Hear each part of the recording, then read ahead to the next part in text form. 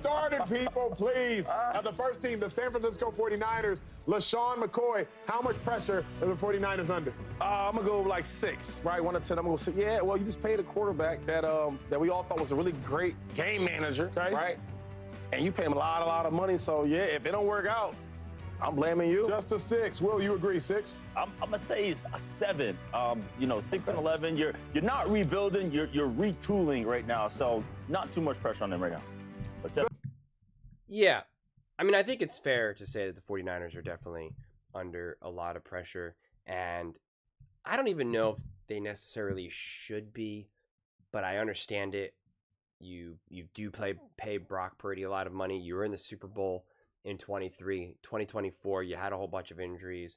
Time is running out. Christian McCaffrey's getting older, obviously, and he was all injured and banged up. Shanahan has been there now for a while.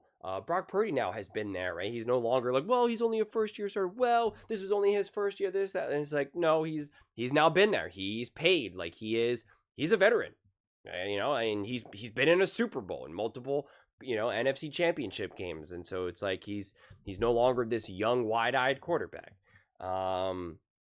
You got rid of Debo, you paid Ayuk, like you made concrete moves over these last few years or so. And it's understandable.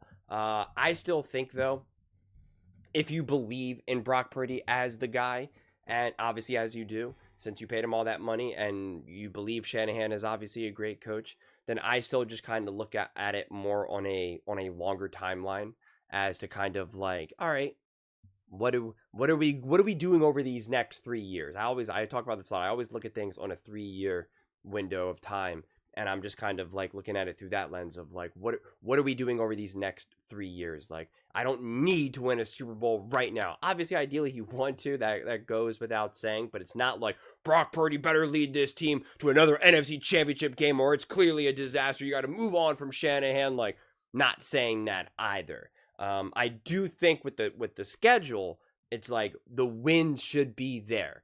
If anything, I'm looking for just higher quality football and steps in the right direction. It's kind of interesting because the Philadelphia Eagles, I kind of had the opposite take from them in 22 to 23 to 24. And in a weird way, the 49ers somewhat followed a similar trajectory in terms of Super Bowl, bad year, on to the next year, hiring a new coordinator next year. And the Eagles, Super Bowl, bad year, Super Bowl again, and won. And for me, how that season how their seasons unfolded and who they had at with coaching and how they lost the Super Bowl, just kind of how all these things unfolded, I did feel it was like, you better get to an NFC Championship game.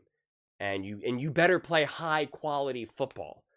I will be somewhat more forgiving for you to play high quality football, but you just still don't make it to an NFC Championship game or a Super Bowl. Like, you lose to a team that's clearly just great, right? You lose to a team that just is firing at all cylinders, the Detroit Lions or whatnot. But if you get leapfrogged by Commanders or Rams or Cowboys or something like that, like especially the 49ers, they were at that point, they had just gone to the Super Bowl. If you lost to them or something, it would be like, okay, this team's a great team. They got Debo and Christian McCaffrey and Purdy and Shanahan.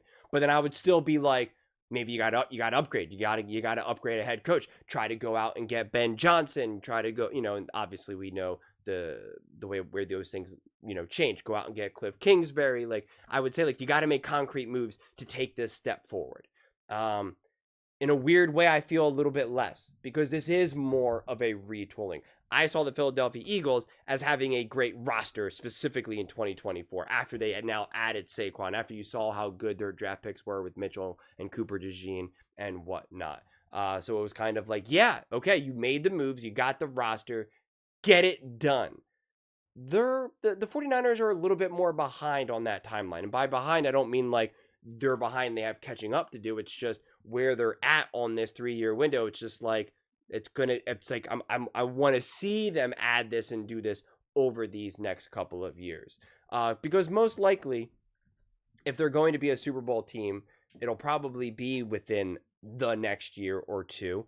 And then there's going to be a few moves that no one really sees coming, right? Like most of the time, these teams really do end up getting someone where you're just like, oh, and a couple years ago, it was Christian McCaffrey for the 49ers. But and for the Eagles, it was Saquon Barkley. And so it's just like, what is that move? What is that next move that really then that people are like, oh, wow, that was a big one. You make a play for, I'm trying to think of like, what's a wide receiver that could possibly be available right now that no one could really see coming at all. Jamar Chase, I don't know. The Bengals, again, it's unlikely example, and that's probably too big of a piece, but AJ Brown is finally like, get me out of Philly. I'm done. I won my ring. Get me out of here. And the 49ers make a play for him or something. Or Devontae is like, I'm sick of it. I don't want to be second fiddle to AJ anymore. Like, I want to get out of here. Like, there's just like, some of these other moves that maybe people just don't 100% see coming.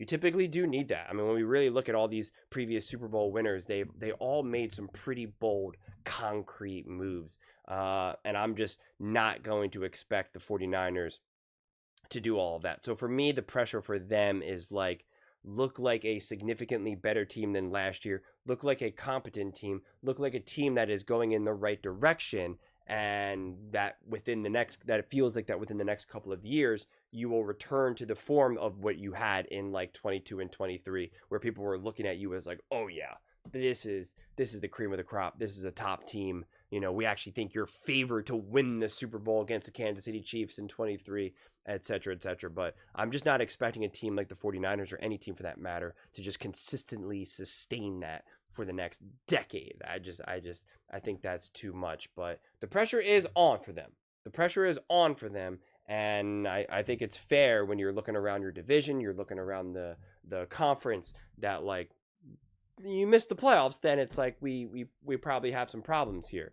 So yeah, I don't know. It's gonna be interesting. It's gonna be interesting to see how they evolve this team, how Shanahan evolves this offense, how much this defense improves under Robert Saleh, which I believe a lot will be, and what they continue to ask of Brock Purdy now that he's getting paid the amount of money that he's getting paid.